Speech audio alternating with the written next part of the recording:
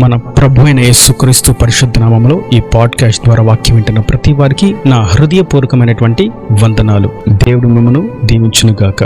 చాలా సుపరిచితమైనటువంటి వాక్య భాగము. అయితే ప్రభు ఒక ప్రత్యేకమైనటువంటి విషయాన్ని దీని ద్వారా మనకు తెలియజేయబోతున్నాడు. అదేదనగా యెషయా ప్రవచన గ్రంథం 49వ అధ్యాయము 16వ వచనం. చూడుము, నా అరచేతుల మీదనే నిన్ను చెక్కి ఉన్నాను. ప్రభు ఇక్కడ తెలియచేసినటువంటి మాట ఏదనగా చూడుము అని అంటున్నారు. చూడండి, నా అరచేతులను చూడండి, నేను మిమ్మను చెక్కుకొని ఉన్నాను. కొన్ని సందర్భాల్లో మనం విని నమ్మేదానికంటే చూచి నమ్మడం అనేది ఎంతో విశ్వసనీయతంగా ఉంటుంది. కొన్ని సందర్భాల్లో చూస్తే గాని నమ్మనటువంటి పరిస్థితులు ఎదురవుతూ ఉంటాయి. ఇవన్నీ దృష్టి ఉంచేటువంటి ప్రభు అంటున్నారు, చూడండి, నా అరచేతుల మీద నేను మిమ్మను చెక్కుకొని ఉన్నాను. అయితే ఇది మనం ఏ విధంగా అర్థం చేసుకోవాలి? ఆయన చెయ్యి మనకు కనిపించదు కదా, మరి ఆయన చేతిలో చెక్కబడినటువంటి రూపం ఏ విధంగా మనకు కనబడుతూ ఉంది? కానీ ఆ ప్రభు చూడుము అని అంటున్నారు. ఏ విధంగా చూడాలి? ఒకసారి దీని యొక్క భావాన్ని, అర్థాన్ని మనం తెలుసుకోవాలి అంటే కొంచెం వెనుకకు మనం వెళ్ళినట్లయితే నిర్గమకాండము 14వ అధ్యాయము 13వ వచనంలో ఒక శ్రేష్టమైనటువంటి విషయాన్ని మనం చూస్తాం. అందుకు మోషే, భయపడకుడి, యెహోవా మీకు నేడు కలుగు చేయు రక్షణను మీరు ఊరక నిలిచుండి చూడుడి. మీరు నేడు చూచిన ఐగుప్తీలను ఇక మీదట మరి ఎన్నడూను చూడరు. ఆయన అరచేతిలో మిమ్మల్ని చెక్కుకొని ఉన్నాడు. దానిని మీరు చూడలేక ఉన్నారు కదా. ఇదిగో మీ శత్రులను మీరు చూస్తూ ఉన్నారు కదా. ఇప్పుడు మీరు గుర్తించవలసినటువంటి విషయం ఏదనగా, ఇప్పుడు చూస్తున్నటువంటి మీ శత్రులను మీరు ఎప్పటికీ చూడరు. ఆ సన్నివేశాన్ని మీరు అనుభవించాలి అనగా మీరు ఊరకనే నిలిచుండి చూడండి. ప్రభు ఏం చేస్తారు, మిమ్మల్ని ఏ విధంగా ఆయన రెక్కల నీడలో భద్రపరుస్తాడు, ఆయన హస్తపు అరచేతుల మీద ఏ విధంగా చెక్కుకొని ఉన్నాడు అన్న విషయాన్ని మీరు శత్రువుల యొక్క ఓటమి ద్వారా, శత్రువుల నుండి విమోచింపబడుట ద్వారా మీరు చూడగలుగుతారు. మౌనంగా నిలుచుని మీరు చూడండి అని అంటున్నాడు. దాని అర్థం ఆయన అరచేతుల్లో మనల్ని చెక్కుకొని ఉన్నాడు. అది మనం చూడాలి అంటే మన శత్రువుల నుండి దేవుడు మనల్ని విమోచించి ఉన్నట్లయితే మనలను ఆయన అరచేతులు చెక్కుకొని ఉన్నాడని అర్థం. మనల్ని గూర్చి వ్యాజ్యమాడువాడు ఒక ఆయన ఉన్నాడు అంటే మనలను ఆయన అరచేతుల్లో చెక్కుకొని ఉన్నాడని అర్థం. మనకి నాశనాన్ని తీసుకొద్దామని, వాడు ఎప్పుడు చొచ్చును, వాడి పేరు ఎప్పుడు మాసిపోవును అని అనుకుంటున్న వారందరినీ మన నుండి దూరము చేస్తూ, మనల్ని ప్రత్యేకపరుస్తూ, మనల్ని ఆశీర్వదిస్తూ, పవిత్రతలోను, పరిశుద్ధతలోను, ఆత్మీయతలోను దినదినము క్షేత్ర స్థాయిలోకి ఆత్మీయ మెట్టులను ఎక్కిస్తూ తీసుకువెళ్తూ ఉన్నాడంటే ఆయన అరచేతులలో ఆయన మనలను చెక్కుకొని ఉన్నాడని అర్థం. ఇంకొక శ్రేష్టమైనటువంటి విషయాన్ని మీకు గుర్తు చేస్తాను. శత్రువుల నుండి విడిపించడం మటుకు కాదు గాని ఆయన అరచేతులు చెక్కుని ఉన్నాడు అనడానికి నిదర్శనం ఇంకా శ్రేష్టమైనటువంటి విషయాన్ని మనం చూస్తాం. అది మత్తయి సువార్త 6వ అధ్యాయము 26వ వచనం. ఆకాశ పక్షులను చూడుడి, అవి విత్తవు, కోయవు, కొట్లలో కూర్చుకొనువు, అయినను మీ పరలోకపు తండ్రి వాటిని పోషించుచున్నాడు. మీరు వాటికంటే బహుశ్రేష్ఠులు కారా? ఇక్కడ ప్రభు నా అరచేతుల్లో మిమ్మల్ని చెక్కుకొని ఉన్నాను చూడండి అనే దానికి మరొక అర్థాన్ని మనకు తెలియజేస్తూ, ఆకాశంలో ఉన్నటువంటి పక్షులను మరియు సముద్రంలో ఉన్నటువంటి జలచర రాశులను, అడవిలో ఉన్నటువంటి పువ్వులను, చెట్లను, జంతువులను, వీటన్నిటినీ మీరు చూడండి. వాటిని పోషించేది నేనే.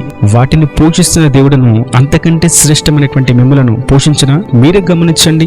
వాటికి భాష లేదు, వాటికి ఏ గుర్తింపు లేదు.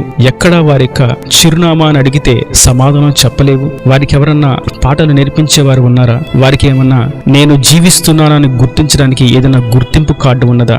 వారికి ఎవరైనా వస్త్రాలు ఇస్తారా? వస్త్రాలు వేసుకుంటాయా? అవి ఏదైనా పాఠశాలకు వెళ్ళి చదువుకుంటూ ఉన్నాయా? వారికి సమాజంలో ఒక స్థానం ఉన్నదా? వారికి ఏదైనా చిరునామా ఉన్నదా అంటే వాటికి ఏమీ లేనే లేదు. ఆయనను వాటిని దేవుడు కడుపు నిండా పోషిస్తూ ఉన్నాడు. మీరే చూడండి, వాటిని నేను పోషిస్తూ ఉన్నాను. అవి ఎక్కడికి వెళ్ళి ఉద్యోగాలు చేసి జీతభత్యాలను పొందుకోవట్లేదు. ఏ వ్యాపారం చేసి లాభాలను ఆర్జించట్లేదు. ఏ సమస్యలకు పోలీసుల చుట్టూ, కోర్టుల చుట్టూ తిరగట్లేదు. అన్ని కోణాల్లో వాటిని పోషిస్తున్నది నేనే. చూడండి మీరే, వాటిని పోషిస్తున్న నేను అంతకంటే శ్రేష్టమైనటువంటి మిమ్ములను నేను పోషించలేనా? మీరు ఎందుకు చూడట్లేదు ఈ విషయాలన్నిటినీ? మీరు ఈ విషయాలని మరచి దుఃఖముతోనూ, చింతతోనూ, బాధతోనూ, వేదనతోనూ దినములను ఎందుకు వెళ్ళబుచ్చుచున్నారు? మీకు వస్త్రములు కావాలని, మీరు ఆకలితో ఉన్నారు, ఆహారము కావాలని, ఈ సందర్భంలో మీకు సమృద్ధి అభివృద్ధి కావాలని, నూతన సంవత్సరం రాబోతున్నదని, మీరు పొందుకోవాల్సినటువంటి ఆశీర్వాదాలు మీకు కావాలని, మీ కార్యాల సఫలీకృతం కావాలని నేను ఎరిగే ఉన్నాను. మీరు చూడండి,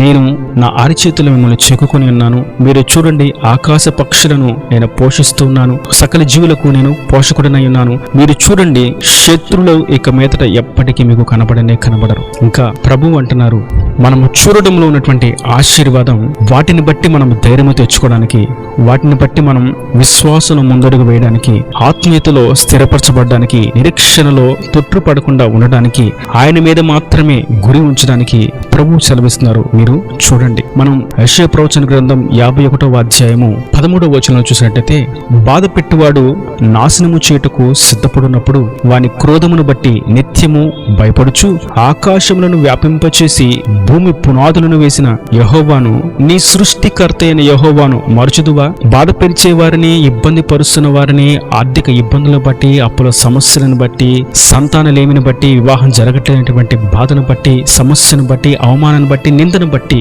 కుట్టు సమస్యలను బట్టి, జయములేనటువంటి పరిస్థితులను బట్టి, పేదరికాన్ని బట్టి, ఒంటరితనాన్ని బట్టి, వీటన్నిటిని బట్టి చింతిస్తూ ఉన్నావు. సరే గాని ఆకాశములను వ్యాపింపచేసి భూమి పునాదులు వేసినటువంటి నన్ను నీవే విధంగా మర్చిపోతున్నావు? చూడుము, నా అరచేతుల మీద నేను చెక్కుకొని ఉన్నాను. చూడుము, నీ శత్రులందరినీ ఇక మీదట నీవు చూడకుండా నేను చేయబోతున్నాను. చూడుము, ఆకాశ పక్షులను నేను పోషిస్తూ ఉన్నాను. జలములలో ఉన్నటువంటి జీవులను పోషిస్తూ ఉన్నాను. అడవి మృగములను నేను పోషిస్తూ ఉన్నాను. ప్రతి వృక్షమును, ప్రతి పువ్వును వాటి స్థాయిలో నేను వికసింప చేస్తూ ఉన్నాను. ఫలభరితంగా ఉంచుతూ ఉన్నాను. అవి కాపుకైనట్లుగా, ఫలించినట్లుగా నేను చేస్తూ ఉన్నాను. వాటి కొరకు ఎవరు ప్రయాసపడుతున్నారు? ఎవరు ప్రయాసపడట్లేదే. నేనే వాటిని పోషిస్తూ ఉన్నాను.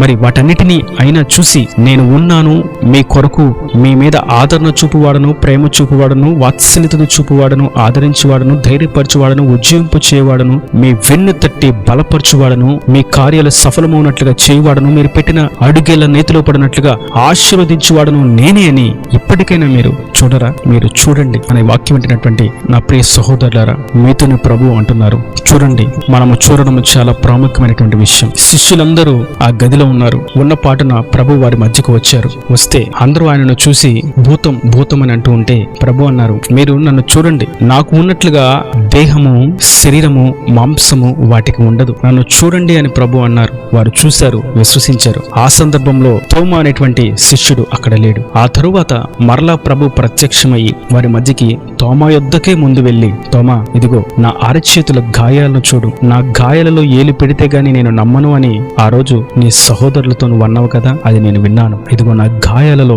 వేలు పెట్టి చూడుము అని తోమాతో అన్నప్పుడు తోమా, అయ్యో ప్రభువా, నేను బుద్ధిహీనుడను, అజ్ఞానిని, నీవు సజీవుడవు, మృత్యుంజయుడు అని ఒప్పుకున్నాడు. కొన్ని సందర్భాల్లో మనిషి రీత్యా చూడాలి అనేటువంటి భావన కలుగుతుంది. అయితే ప్రభు అంటున్నారు, చూచి నమ్మిన వాని కంటే చూడక నమ్మిన వాడు ధన్యుడు అని. ఆయన అరచేతులను మనం చూడకపోయినా ఆయన అరచేతిలో మనల్ని ఆయన చెక్కుకొని ఉన్నాడు అన్నటువంటి విశ్వాసం ఇంకా శ్రేష్టమైనది. మన పితరుల జీవితంలో ఇజ్రాయేలు యొక్క క్షేమం కొరకు ఐగుప్తీయులను అణిచివేసిన రాజ్యాలను, రాజ్యాంగాలను అధములుగా చేసినటువంటి ప్రభు మనకు తోడుగా ఉన్నాడు అనేటువంటి విశ్వాసం ప్రాముఖ్యమైనది. ఆకాశ పక్షులను, అతి సూక్ష్మమైనటువంటి జీవులను, అతి గంభీరమైనటువంటి జీవులను పోషిస్తున్నటువంటి ప్రభువు నన్ను పోషిస్తాడు, నాకు ఏది కావాలో వాటిని ఆయన అనుగ్రహిస్తాడు అని విశ్వసించడంలో ఉన్నది ఎంతో శ్రేష్టమైనటువంటి భక్తి. ప్రభు నేటి దినాన సెలవిస్తున్నది ఒకటే, మీరు చూడండి, నా అరచేతులను మీరు చూడకపోయినా శత్రువులు కనిపిస్తూ ఉన్నారు కదా,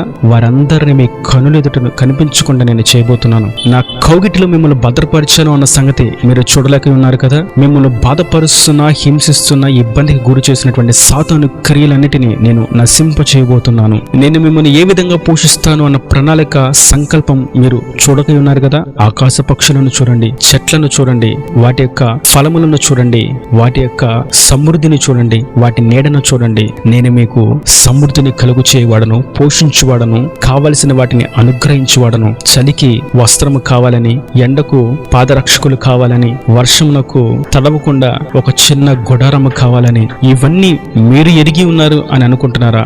మీకంటే ముఖ్యంగా, ఎక్కువగా, ముందుగా నేను ఎరిగి ఉన్నాను. కావలసిన వాటన్నిటిని నేను సమకూర్చువాడను. సమగ్రమైనటువంటి సమయంలో మీ యొద్దకు వాటిని వాటిని తీసుకొచ్చే మమ్మల్ని సంతోషంతో నింపుబాడను నేను మాత్రమే. మీరు చూడండి, నేను కార్యము చేయ శక్తిమంతుడను, సర్వ సృష్టికి ఆధారభూతుడను, ఆకాశమును వ్యాపింపచేసిన వాడను, భూమికి పునాదులు వేసిన వాడను, సకల జీవులను సృష్టించిన వాడను, పోషించువాడను, మీ కార్యమును సఫలపరచువాడను నేనే. ఈ నా దేవుని మాటలు ప్రతి మన హృదయంలో నీరు కట్టి ఫలింపు చేయను గాక. ఆమేన్. God bless you. తలల మంచి కన్నుల మూసేటైతే మీ కొరకు చిన్న ప్రార్థన. ప్రేమ స్వరూపి కరుణ కటాక్షం గల తండ్రి, నా ప్రభువా, వాక్యమైన ప్రతి ఒక్క బిడ్డని మీ కృపతో జ్ఞాపకం చేసుకోండి. చూడుము అని ఎంతో శ్రేష్టమైనటువంటి ఒక పాఠ్యాన్ని మాకు తెలియజేశారు తండ్రి. మమ్మల్ని మీ అరచేతిలో చెక్కుకుని ఉన్నారని, క్షేమాన్ని కలుగు చేస్తూ ఉన్నారని, శత్రులను నశింపు చేస్తూ ఉన్నానని, పోషించువాడను, క్షేమం కలుగు చేయవాడను, ఆశీర్వదించువాడను నేనే అని మీరు తెలియజేసి బలపరిచి ధైర్యపరిచిన విధానాన్ని బట్టి నీకు స్తోత్రం ప్రభు. వాక్యమైన ప్రతి ఒక్క బిడ్డ జీవితంలో గొప్ప ఉజ్జీవాన్ని, ధైర్యాన్ని, ఆత్మీయ శక్తిని కలుగజేసి ప్రతి అవసరతను అక్కరని మహిమతో తీర్చి అక్కడ రాజ్యాన్ని సిద్ధపరచమని యేసు పరిశుద్ధ నామమున ప్రార్థించి వేడుకుంటున్నాను తండ్రి. ఆమేన్. ఆమేన్.